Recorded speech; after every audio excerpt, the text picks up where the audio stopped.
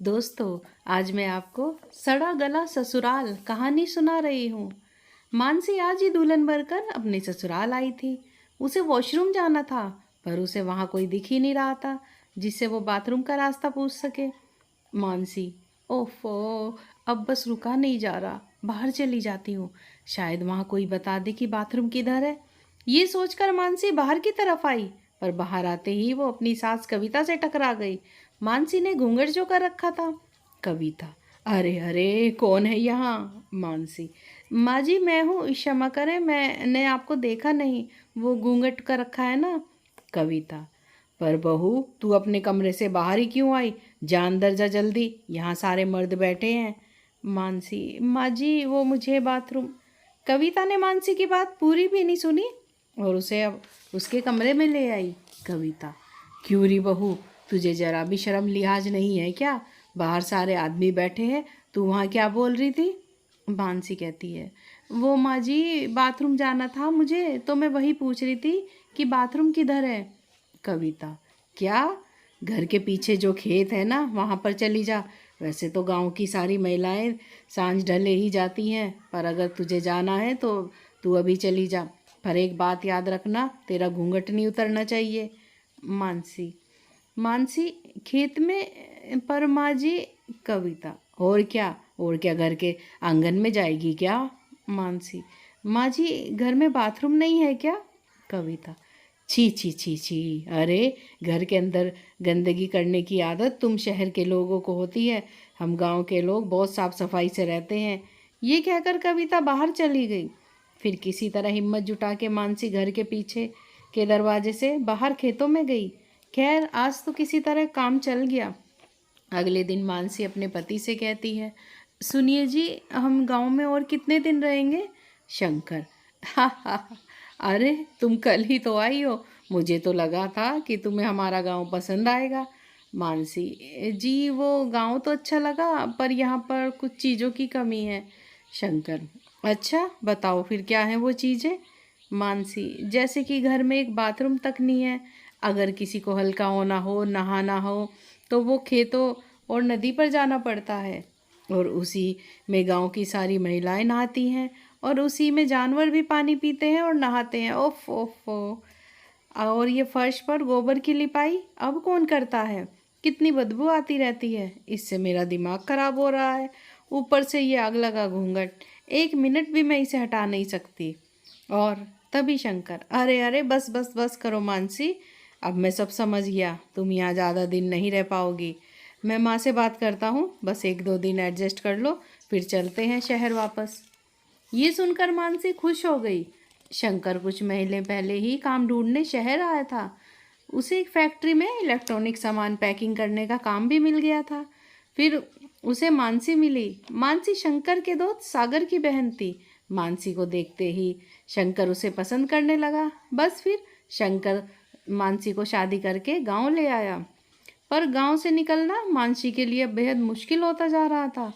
कविता, अच्छा, हाँ हाँ, ले जा बेटा, ले जा अपनी बीवी को शहर। गांव में सब कुछ देखने को ये बुढ़िया तो है ही ना, जैसे ये हमेशा से संभालती आई है, आगे भी ये सब संभाल लेगी।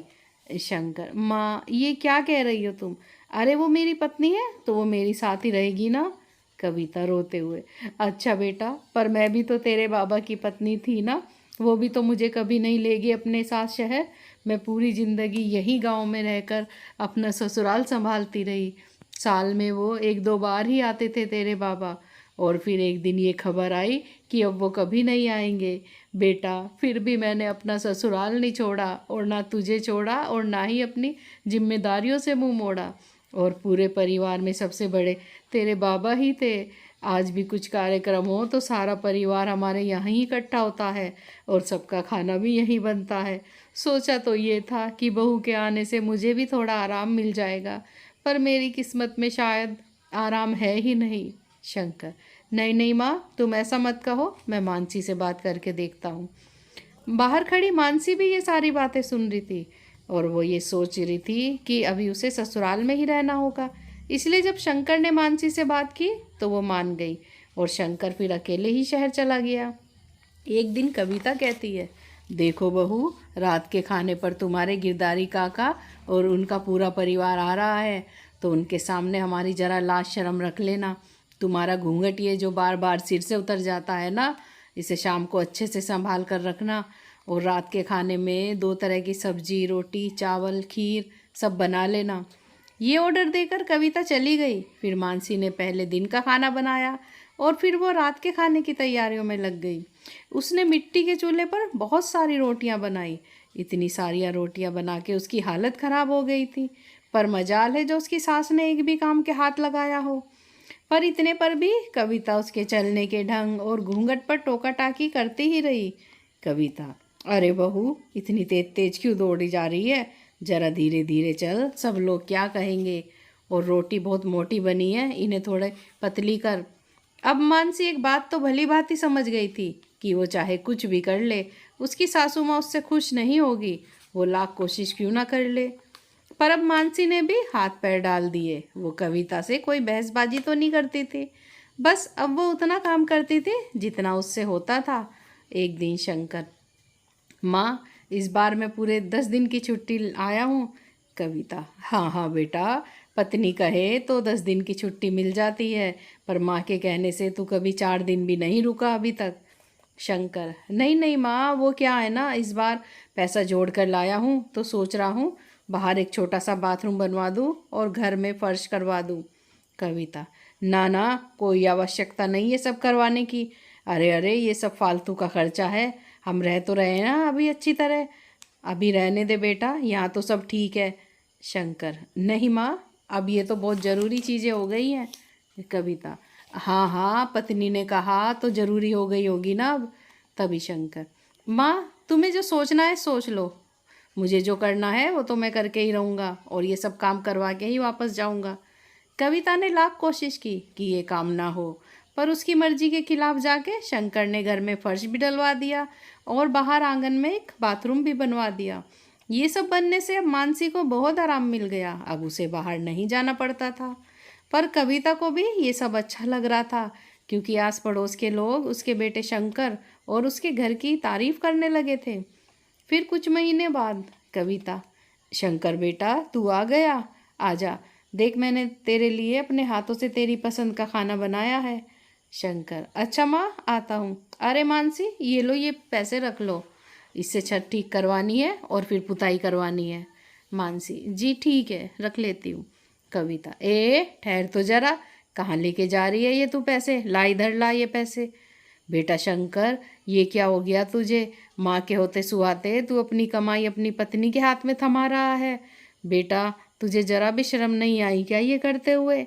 शंकर, नहीं माँ, शर्म तो जरा भी नहीं आई, क्योंकि ये मेरे अकेले की कमाई नहीं है, इसमें मानसी की भी कमाई है और मेरे साथ साथ ये अपनी कमाई इस घर पर खर्च कर रही है। कविता, हैं बेटा, ये तू क्या कह रहा है? ये कब से कमाई करने लगी?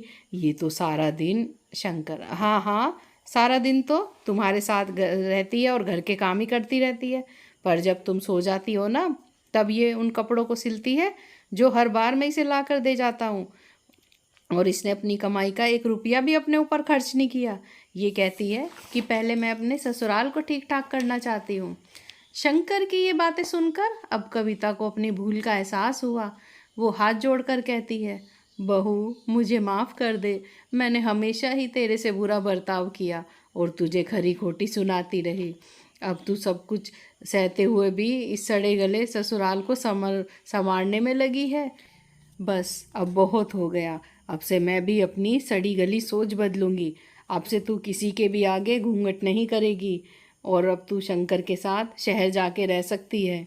मानसी, नहीं नहीं माँ जी, मेरा ससुराल अब पहले जैसा नहीं रहा और ना ही आप पहले जैसी रही, तो भला मैं यहाँ से क्यों जाऊँ?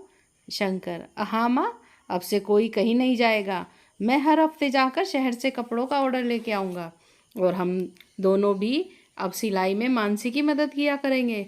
मैंने पूरा हिसाब किताब लगा लिया है, इससे हमारी कमाई कई गुना ज़्यादा होगी और हम सब साथ भी रह पाएंगे। इस तरह से मानसी ने अपनी मेहनत से अपनी किस्मत बदल ली और उसका सड़ा गला ससुराल अब खुशियों का संसार बन गया। दोस्तों, अगर आपको ये कहानी पसंद आई हो तो like, share, comments and subscribe ज़रूर करें। Thanks for watching.